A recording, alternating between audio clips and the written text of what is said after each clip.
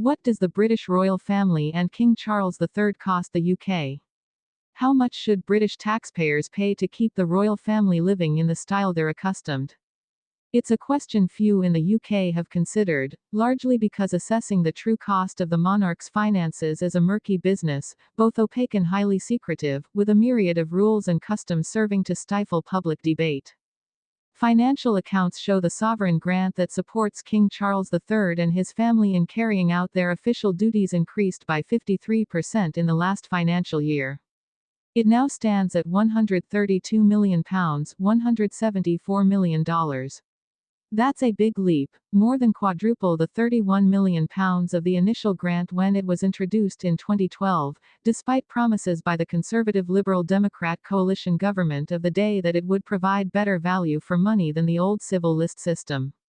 While the Crown's finances are subjected to occasional official audits, the last one was 2 years ago, and before that in 2013, the royals are not covered by Freedom of Information legislation. There seems little incentive to keep costs down. And secrecy and labyrinthine structures mean there's minimal public discussion about the monarchy's money or much thought given to whether royal duties could be provided in a better, more efficient way. A spokesperson for the royal family said there was government oversight of all expenditure.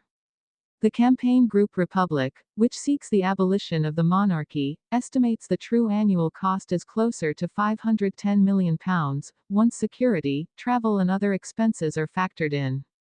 The former Liberal Democrat minister Norman Baker, who investigated the royals' finances in depth for his book And What Do You Do?, also puts the figure at around £500 million.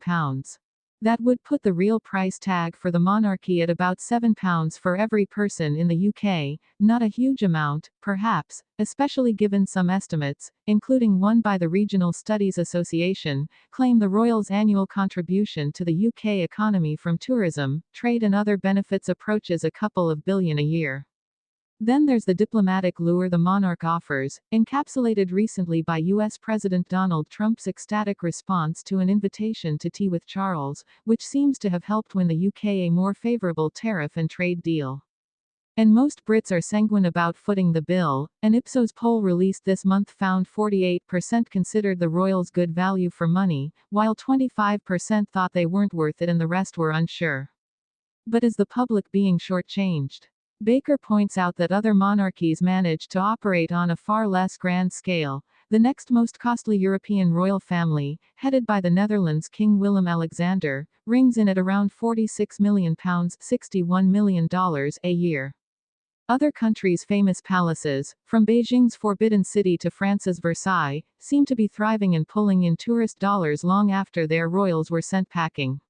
As Baker told me, I'm sure the soft power draw of the royal family is real, but why does it have to be so lavish?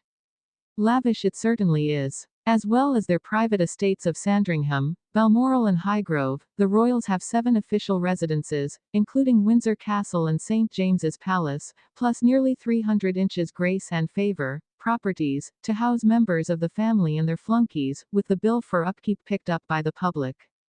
Indeed, the mega hike in this year's sovereign grant is largely down to a £369 million 10-year upgrade to Buckingham Palace, the King's official London residence, which led to an adjustment to the complicated formula for calculating the rate of the grant.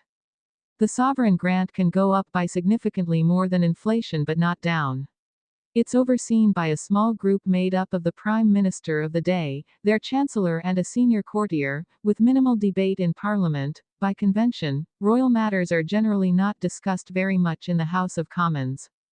That's ironic, given the UK Parliament building is itself literally falling apart.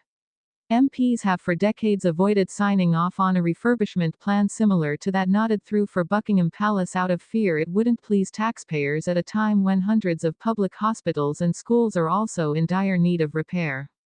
The lack of rigor in keeping down the royal family's spending means there are occasional objections when a more egregious item becomes known, such as the disgraced Prince Andrew's penchant for taking helicopters to play golf at public expense, but this is rare. There's little public discussion either about the vast fortunes the royals have accrued from centuries of perks, such as relief from inheritance tax and other taxes, and the income and commercial profits derived from the royal estates of Lancaster and Cornwall, which they treat as their private property. Anyone who dies in the vast duchy landholdings without a will has their estate gobbled up by senior royals, who also receive fees from the use of the land for activities such as hospital parking and rents and levies from thousands of residential homes, charities and other public and private bodies including prisons, wind farms and even the British Army, an investigation by Channel 4 and the Sunday Times found last year. While Queen Victoria paid income tax as soon as it was reintroduced under Robert Peel in 1842, the Windsors have been more reluctant. The late Queen Elizabeth II finally gave into public pressure to pay income tax in 1993 but not inheritance and corporation tax, but under Charles this remains a voluntary arrangement, and there is nothing to stop a future, less altruistic monarch from closing their purse.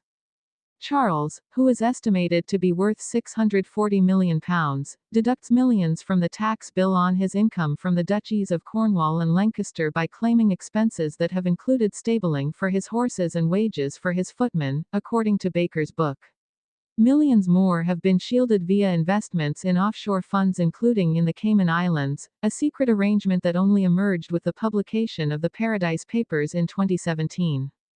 Royalists argue the current system is good value for money, given the significance of both the monarch's constitutional rule and cultural importance. Brits do indeed seem happy with their constitutional monarchy. But that doesn't mean they should be required to write a blank check.